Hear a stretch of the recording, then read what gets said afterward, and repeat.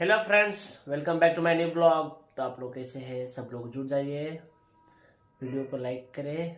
और हम अभी आ चुके हैं और अभी हम लोग खाना खाएंगे। ये छोटू है, छोटू हाय कर दो बेटा। गरम गरम मुंह में ले लिया, मुंह जल गया। गरम गरम भात खा दिया, बोलो हाय, बोलो हाय। हाँ, बोलो हेलो, दूध है ये ना, हेलो करो बेटा, अच्छा रहता है तो चल। हेलो करो, हेलो। हाँ, तो हम लोग खा रहे हैं बेटा, क्या बोलते हैं इसको, मटर गोभी आलू। वाह,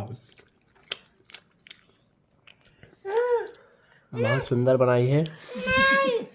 इसको दो पीस, दो इसको पीस, पीस बेटा, पीस ले लो, खा लो। तो गाइस, कल लाइव रहेंगे, आप लोग जुड़िएगा, लाइक कीजिएगा, आप लोग सपोर्ट कीजिएगा, तो बहुत कुछ होगा, नहीं तो कुछ नहीं होने वाला है।